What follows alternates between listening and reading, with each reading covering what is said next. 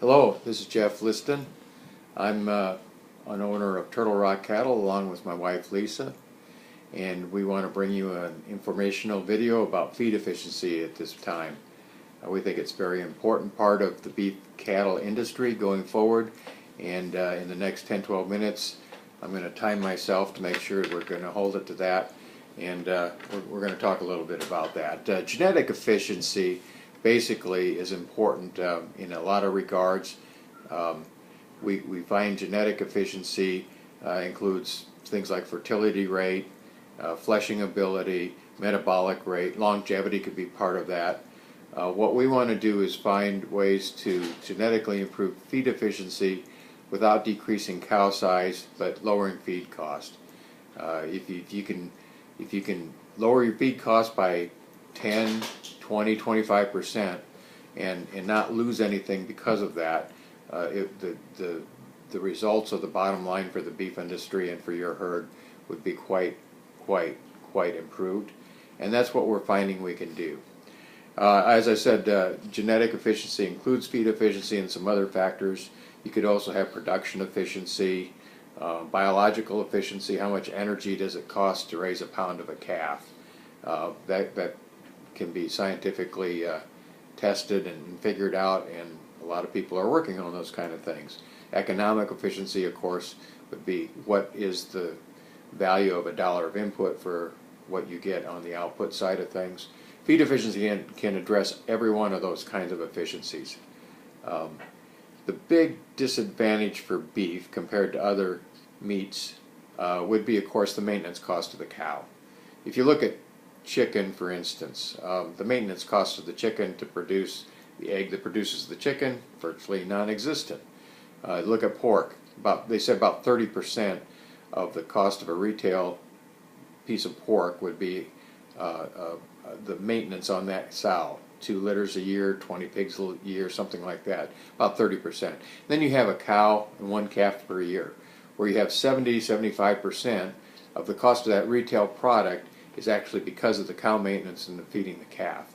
And feed efficiency addresses that. That can lower that cost. That can improve the bottom line.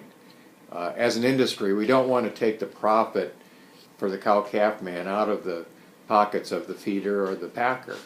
The packer shouldn't try to take it out of the pockets of the cow-man, cow-calf guy, or the feeder, and the feeder certainly shouldn't take it out of the cow-calf pocket. Or what I'm trying to say is we've got to work together.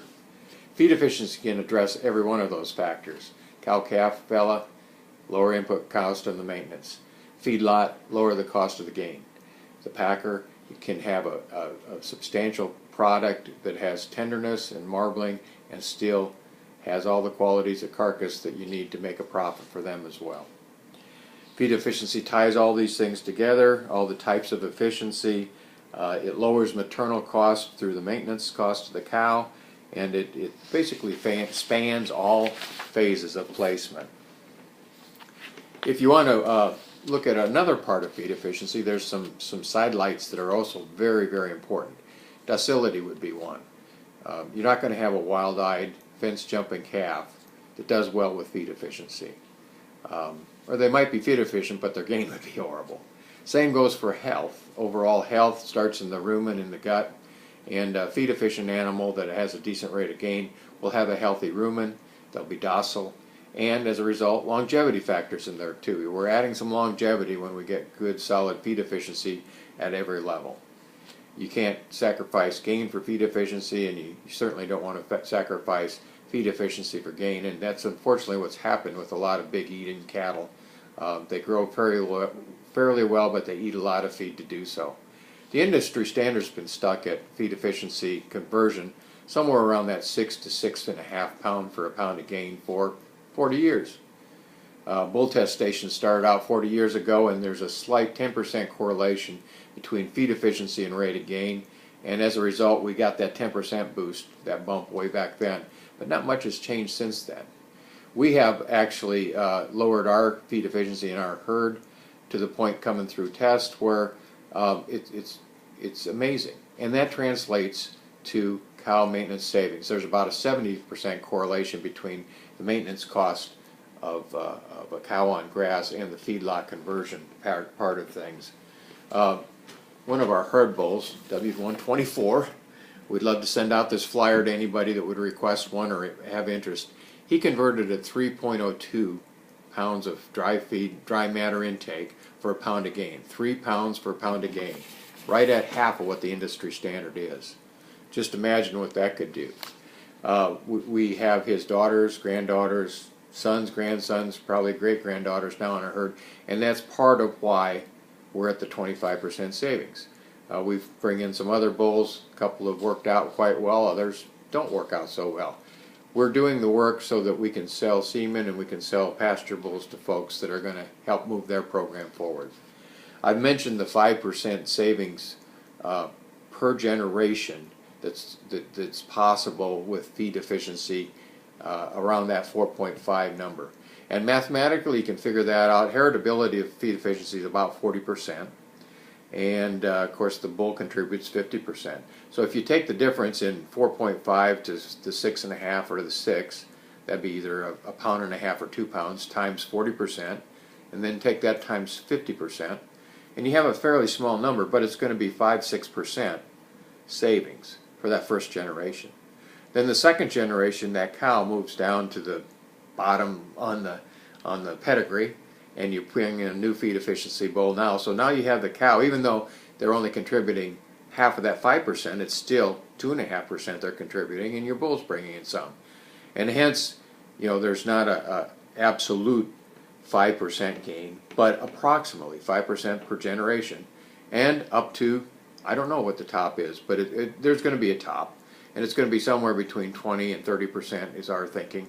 We're at 25%. We haven't had any drop off on fertility.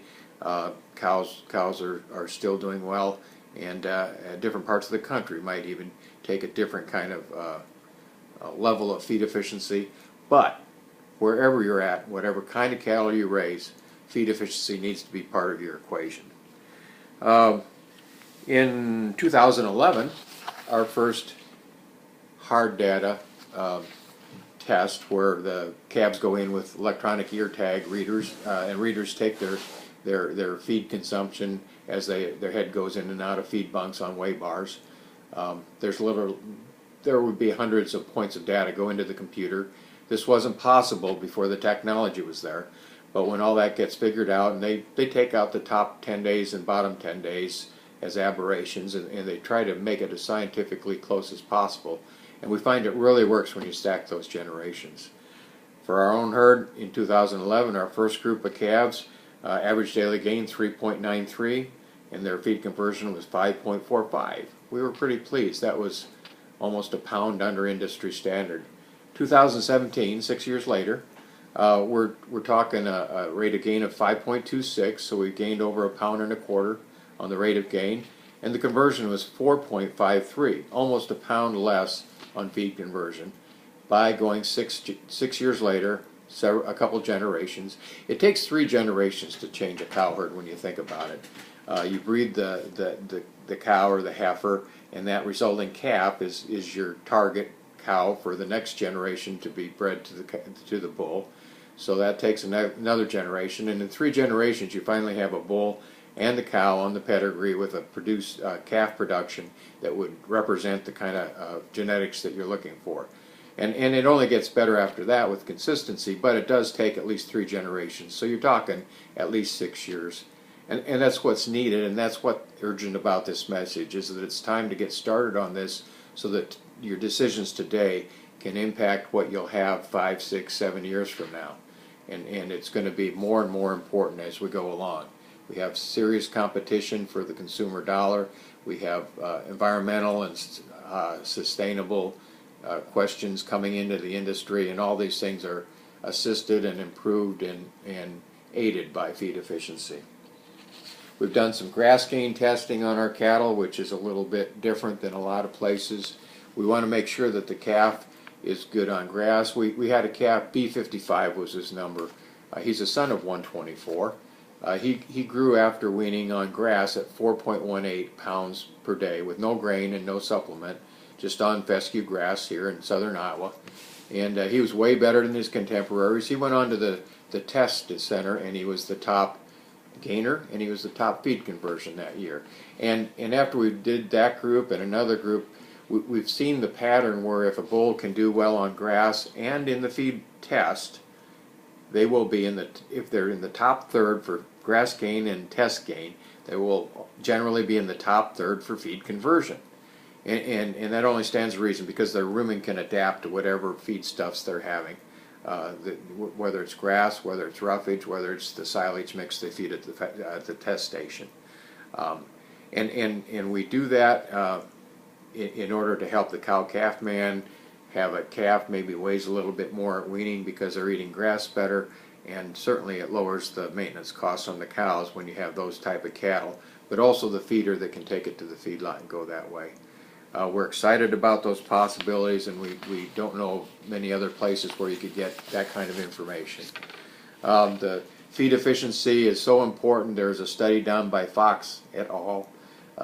Scientific research, 10% improvement in average daily gain resulted in 18% more profit. 10% improvement in efficiency, feed efficiency, resulted in 43% more profit. Way over twice as much, almost 3 times as much. The state of the beef industry, like we said, it's been static at 6 pounds for a pound of gain for years and years, but we can help that out by picking the right bulls. You can't do that by looking at them. You can't do that by EPDs or DNA at this time. You certainly can't tell it because they're easy fleshing. They can still be big eaters. We're going to close our video with a little bit from our last newsletter. There was an article written by Chris Ringwald of North Dakota State University Extension Services. The title was Cows Save Money, Bulls Make Money.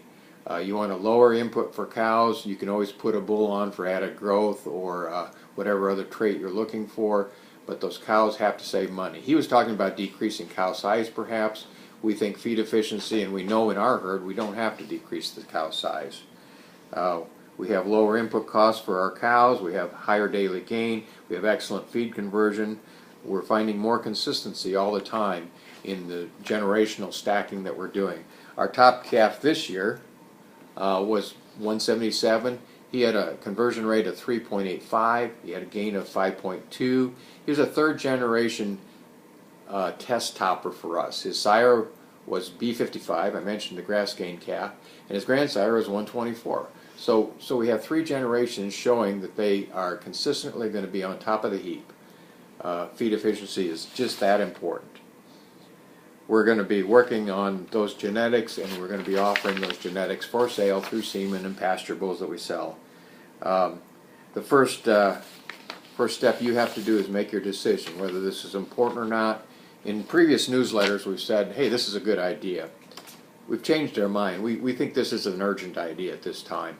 The beef industry is going to face some stiff competition from a lot of ways, a lot of sources, but in a lot of ways economically it's going to face its own decision. Hay costs around here have skyrocketed.